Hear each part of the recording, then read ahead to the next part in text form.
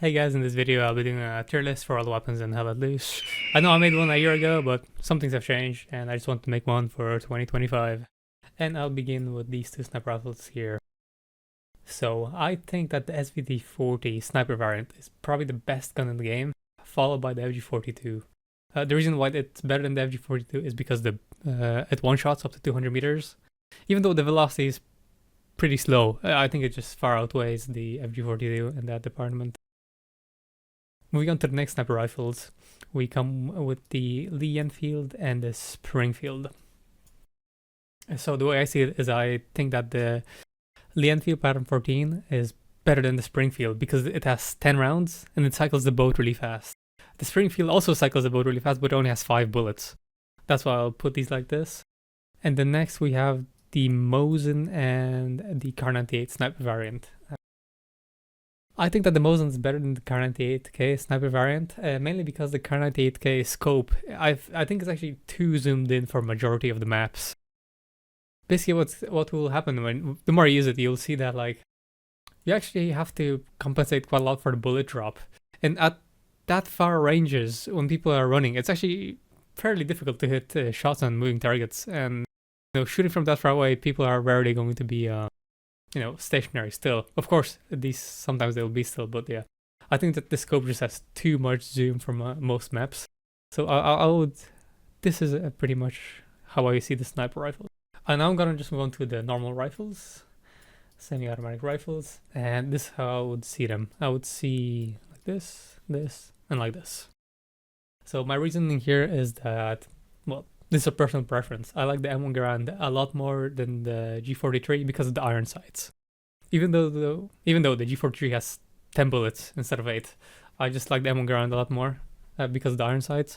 And I put SVT at the bottom of this because the bullet velocity is just too slow. It just feels sometimes like you're just missing. The gun feels inaccurate. As for the M1 Carbine, I would put it in B tier. It's actually quite a really good gun, but it's really map dependent. So for example, like on Carentan or Saint Mary Glace, I think it's actually pretty decent because the second rifleman loadout as allies with M1 Carbine, you actually get 2 smokes, and that's actually quite a lot. If everybody plays like 2 or 3 lives as this second rifleman class and uses those 2 smokes, you can actually have a lot of pushing potential. And it's actually not too bad on those maps because the engagements are like below 100 meters, so you're actually one-shotting people, and the gun has like little to no recoil, and also the iron sights are pretty nice. But yeah, I'll put it at the bottom of B tier for now. Now I'll move on to the automatic rifles. So the STG goes into S tier. Now the bar, FG42, and brain gun. So I think that the brain gun currently is actually really underrated. The gun has like literally 0 recoil. If you go into the practice range and just fully send it a full spray down range, the gun has literally 0 recoil, which is why I think I'll be putting this in A tier, right above the bar. The FG42 is actually kind of an interesting gun because it's actually, I would say it's really comparable to the bar. You have like 20 bullets and a one shot up to 100 meters, but the FG42 has a much faster velocity from experience. Also, the iron sight is a lot nicer, so you can actually one-shot people. So I'm kind of... I know that on my previous tier list I put it in like a roleplay tier, but I actually played with it quite a decent amount, and it's actually quite a good gun. It kind of gets overshadowed because it's on the same loadout, same class as the STG-44, and that's just better. But I do think it's actually quite underrated. It's actually quite fun to use, and I would actually put it above the bar. The bar is mainly bad because of the recoil on it, and yeah, it just needs a buff, the bar. I will be putting the... Okay, so here are all these rifles. Let me get them out. Okay, so this is how I see it. I think that the SMG MK3 is an A tier rifle. It's just an amazing iron sight, fast loading cycle, 10 bullets. It's just amazing. The Kar 98K I'm putting into C tier because of the shooting bug you sometimes get. You'll sometimes aim down sights and won't be able to shoot. I noticed that this happens a lot with this weapon for me personally. Then moving on to the Mosin M38. This is the better Mosin than the other two because it cycles a little bit faster. And I'll be putting it just above the M1 carbine right here. Now these next two Mosins, they're kind of similar to the Car 98, and I actually rate the Car 98 above these. So I'll put them like this. There's not much difference between these two, I don't think. But yeah, they're pretty much the same thing. And if you have the M38 unlocked, we're going to be using that anyway.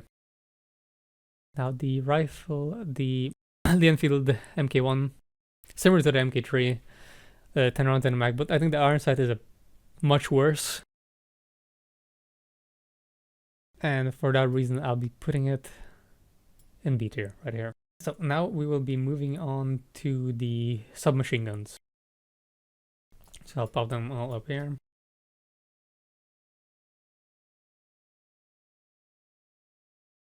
Okay, and this is how I see these submachine guns. Starting with the Thompson.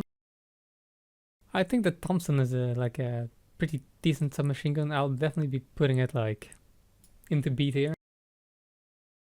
The grease gun is just incredibly ineffective. You're kind of like forced to use this weapon. The Sten gun MK5.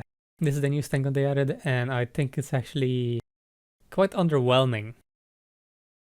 It just feels really weak. It's hard to explain it. It just feels really weak. I'm definitely putting this into like maybe that top of C tier. No, MP40. This is just a classic submachine gun. Probably one of the best submachine guns, mainly because you can pretty much use it at any range. Has no recoil. I'd put it actually just a bit above the Thompson. Moving on to the PP Stage 41, the two variants. So the stick mag variant is a lot better than the drum mag, mainly because of the recoil. But the issue with the PPSH guns is that once you play with them, you start to notice that the first bullet, it has some like sort of a weird feedback where the gun kind of just like, you shoot it one bullet and it kind of just like your iron sight just moves around the place. Which is why I think it kind of suffers at long range. But I guess you can always just spray it. It's an amazing weapon at close quarters. So because of that, I'll actually put it above the Thompson. And the drum mag I'll put above the Sten. Like this.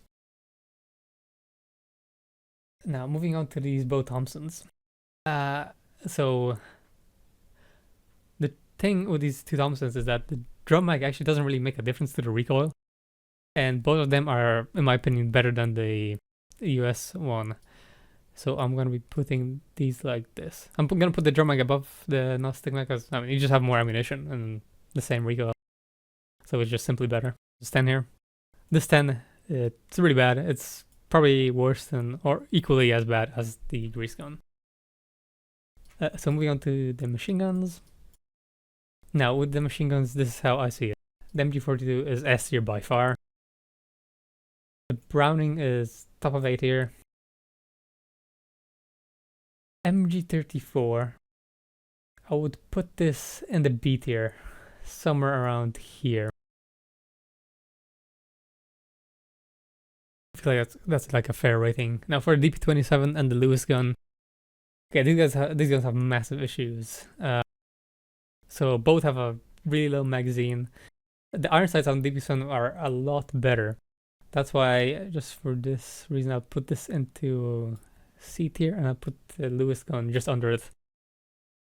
Because the Lewis gun has a lot poorer iron sights. And now we move on to basically the rest of the weapons that are in the game. So yeah. So I can say that the trench gun and the flamethrower are definitely ineffective. Along with the revolvers. Honestly, I would prefer to probably use the flamethrower over the revolvers, mainly because the revolvers don't have a snap loader and it takes like 20 years to reload them.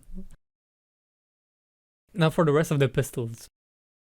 So even though you rarely use the Tokarev, it's by far the best pistol. When I use it, I've been using it recently, and I think it's definitely goes into C tier, followed by the Luger, and then the M1911 and P38. They're kind of interchangeable. They're kind of like really similar. Yeah, it's personal preference which one you think is better. So this is how I see the tier list now. I know it probably looks a lot different than the previous one I made. But yeah, ever since they changed the, well, they fixed the British weapons, and that I played more with the other weapons, this is kind of how I see it now. So just to make like a little change here, I actually think the Kar 98 sniper variant is actually really bad. I'm gonna drop it all the way to C tier. So yeah, looking more at this, definitely probably gonna drop the Springfield down to top of B tier.